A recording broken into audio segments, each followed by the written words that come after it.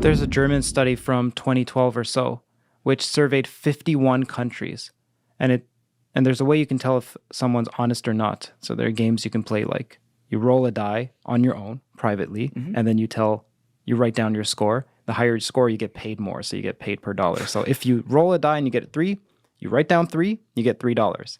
You can actually tell how many people lie because more people say 6. It's a private game than statistically 1/6. So it's a lie. Right. Okay. So they did a study where they tested people's honesty, and then they gave them a variety of questions. Do you pray? What is your religion? What sort of music do you listen to? What race are you? Etc. And it seemed to not correlate with anything, whether you're honest or not, except one question. And it wasn't, how trustworthy are you? I thought it would be that. I thought if you self-report yourself as I'm not trustworthy, you're more likely to steal. It's not that. The one question that correlated the most was, do you trust other people? So if you are a mistrustful person, that's a statement about your morality. That's also the hermeneutics of suspicion, is constantly being suspicious, and it's a vicious cycle, and the question is, what's the answer? So this is recent. This is recent to me, but this has been developing for the past centuries, but articulated in the past few decades, called the primacy of beauty. Primacy of beauty. Yeah, that's also known as the hermeneutics of beauty, but you can also say the primacy of beauty. So beauty, Plato wasn't a Platonist. Many people think, I'm going to be like Plato, I'm going to be a Platonist. It sounds cool. Plato believed there was another perfect world. This is Terence Howard saying there are no straight lines in our world, but there is a quote-unquote straight line somewhere. It's just in some hypothetical mental realm. It's just this physical world doesn't have any of this. This physical world doesn't have any perfect objects. So that's what Plato would say. And this world is a pale imitation. It's an adumbration. It's those shadows on the wall. It's fake. That's Plato's view, except one we can perceive directly with our senses, and that was beauty. So what is beauty? Beauty would be saying that there's some truth about you that you can disclose to me, and you have to be trustful to get it. So here's an example. I tell my wife all the time, babe, if you were this tall, like the size of my finger, I would love you. I will love you no matter what. If you lose your limbs, if you're disfigured, no matter what, and I'll go to a mountain and I'll find you and I'll love you and I'll put you in my pocket and we'll walk around like that. So what am I saying there? Anytime if you look at this cup, you see one aspect of it. You don't see all angles of it. You definitely don't see inside the cup, inside the interior, the plastic. You don't see that. At any point, you just see one aspect. Yet there's a quote-unquote through line, the eidos, as the Greeks would call it, of the cup. There's something that's cup-like in order for you to even call it a cup. Yet you could only see one facet of it. So the suspicious people will be like, we're only seeing one facet. This is not the truth. The beauty people are saying, no, there is something real about the patterns on the wall, even in the cave. You are seeing real patterns. Those are patterns on the wall. There is something in this cup. There is something in my wife that's a through line that despite whether she wears makeup or not, or what have you, or gets disfigured, there's a through line in her that me, with my love, if I'm doing my job correctly, I have a through line in me that can recognize the through line in her that makes her her. And that comes about from beauty. Now you may say it has nothing to do with beauty. Well, it has something to do with beauty. There's a great saying, you cannot love what's not beautiful. In order for you to love it, it was beautiful. Beauty's in the eye of the beholder. Yeah. Well, I think, and maybe I'm extrapolating this too far with your example you just gave using the cup, but what you're referring to is the question of people looking at things versus in just the physicality, and maybe I'll say the science behind that physicality and what we can't see and wondering about it, versus the people who are looking at it for how it makes them feel. Science has done a horrible job by saying science. I shouldn't say that. And by the way, when people say they mistrust science, it's always, I want to read those studies. Do they mistrust the scientific method? I very much doubt that because they use cell phones. I think they mistrust some promulgators of science, especially the more money that are involved in the larger the institution. So then they mistrust everybody. Hey guys, if you have a second, please be sure to share this episode around on social media and with your friends, whether it's Reddit, Instagram, Facebook, Twitter, doesn't matter. It's all a huge help. It gets new eyeballs on the show, and it allows us to grow and survive. So thank you to all of you who have already been doing that, and thank you to all of you who are going to do so now. So science, some people, let's just pick on the paradigmatic example of the modern day scientist who's sanctimonious, Neil deGrasse Tyson here. He would say, you're not perceiving this. What's actually correct are the atoms. You can never see the atoms or the quantum fields, whatever that means. So science goes along with this. And then we have this mistrust of everything that's around us. We're not seeing this. I'm not experiencing you. So the primacy of beauty says, not to get rid of the hermeneutics of suspicion, but anytime we say something's illusory, anytime you say so-and-so is illusory, you're presupposing a standpoint that you consider to be real. Otherwise, you can't say that that's illusory. I understand. Okay. You have to stand at some point that you think is real. So technically speaking, if you were a critical thinker enough, you would apply your hermeneutics of suspicion on itself and even suspect, why am I so suspicious? So you could say, well, I'm suspicious because people are mistrustful. Yeah, okay, that's the surface level. What's the deep? Apply your own hermeneutics of suspicion. Dig deeper.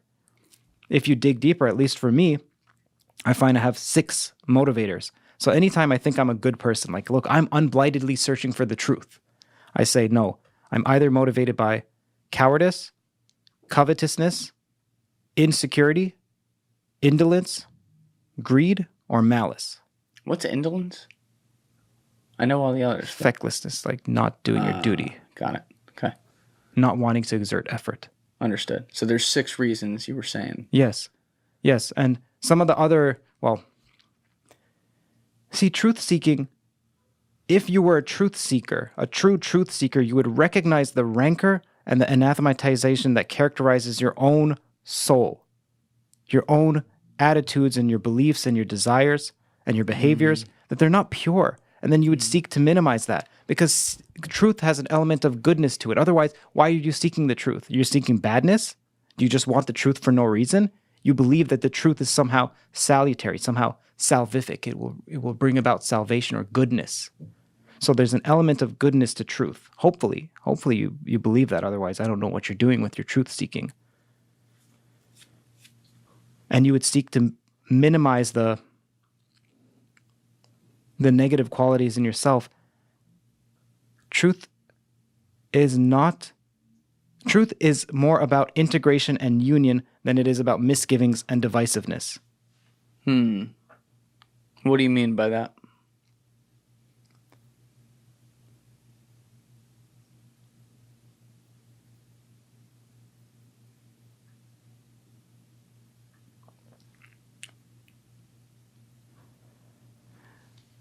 I could say a truth, a so-called fact, to my wife or to someone else. That is true. But it's not coming from a good place. So there are an infinite, technically, like maybe an uncountable amount of infinite amount of facts here in this room, just everywhere, just facts. So what are you going to choose to say? There's something that comes prior to the truth. There's something that comes prior to the truth for you to select a truth in order to say it. So you could say, you're overweight, you're underweight. You could say something like that. And that could come from a good place if you say it correctly, Sure. But it could also come, people say the truth hurts. Depends. You could say the truth in a hurtful way, and you know that you're saying it in a hurtful way to hurt. So You can use the truth like a sword rather than be used by the truth. So what you're saying is I could look at my wife and say, I'm not married, but let's say I was looking at my wife and I could give her a truth. Let's say she got a little overweight. I could either say, A, you're getting fat, or I could say, B, if you came to the gym with me a couple times a week, you're going to look the best you've ever looked. You're not far off. Great example. I never. Factually, Yeah, wow. factually, they're similar. So there's something else other than the facts. That's, again, it gets back to like the layers thing, right? We want at least some things to be black and white. And I'd like to think some of those do exist and I can just turn my brain off from trying to question deeper and deeper, which I do a pretty good job of. But like, the fact of the matter is, most things in the world, there really is no black and white to it. There's a high degree of nuance that also injects what? Our own emotional urges as human beings to affect them. That's exactly what you're talking about with truth right here. And it's a beautiful way to put it, because I didn't have the foresight to look at it that way when I brought this up a few minutes ago, but like, that's exactly what it is. When I'm talking about the people I see who might be, in that case with that example, questioning everything because of the pandemic or something like that, their truth is rooted in an emotional, visceral reaction to something that they hated, and therefore they want to continue to find things they hate to hopefully get to the things that they love, which is a predetermined end point To that they've hopefully already get to decided. what they love, yeah. Correct. Yeah, hopefully. Yeah, and it's so the truth is a reluctant place. Some people think, oh, I'm going to speak the truth, meaning I'm going to speak without forethought. But truth is a hurtful, difficult, slow process. So for instance, when you go to therapy, you just say whatever comes to your mind. You speak and you feel like, oh, I'm speaking honestly. That's something else that our generation has, authenticity. I have my issues with that word. And you may say something like, I hate my mother. And then the therapist is like, tell me about that. And then you're like, you know what? I don't know if I hate my mother. Well, my mother treated me like so-and-so and so. Blah, blah, blah, blah, blah, blah, blah. 10 minutes later, my teacher in third grade never respected me, and I respected her so much, and I wanted to be an astronaut. She shut me down. My father did that as well. You realize, I thought I hated my mother this whole time. I don't like my father. And actually it comes from that I'm insecure about my own intelligence, and I wanted to be an astrophysicist so that I could prove it to myself. And that comes about from maybe months of therapy to build up to a point where you can get to that realization in 10 minutes.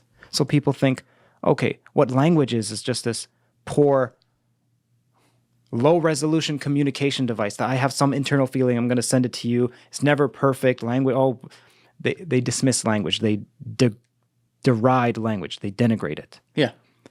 Language is more like, if you're using language honestly and truthfully, it's not that you're some helicopter searching for the word with trying to find planks of wood that are floating atop the ocean. You're like, yeah, that's what I mean. Let me bring that up to the surface and say that. Oh, that's what I mean. It's more akin to dredging. It's more akin to excavating, setting something deep and trying to find a plank of wood. And then you bring out sometimes muck. And every once in a while you bring out treasure. And so you're bringing out more than just the plank of wood. So language is if you're using it honestly, is a way of uncovering truth. It's not just conveying your pre-existing truths that are feelings. Language is a way of uncovering You do this in therapy. truth. You do it in therapy, like with talk therapy. Like I mentioned, 10 minutes to 1 hour. You think you have a surface level. This is what I mean by people conflate speaking without forethought with speaking the truth. You're not speaking the truth. You're speaking reflexively and unmeditatedly, like instinctually. That's perhaps the definition of superficial. That is the planks that are floating on top of the ocean. But it doesn't mean you're lying. It means you're trying to work it out and you're doing it live, essentially. But you could be lying. I'm saying it doesn't have to mean you are. I understand. It depends on their motivation. So some people want to justify the fact that they don't have friendships that are long-lasting or deep relationships because they're too blunt.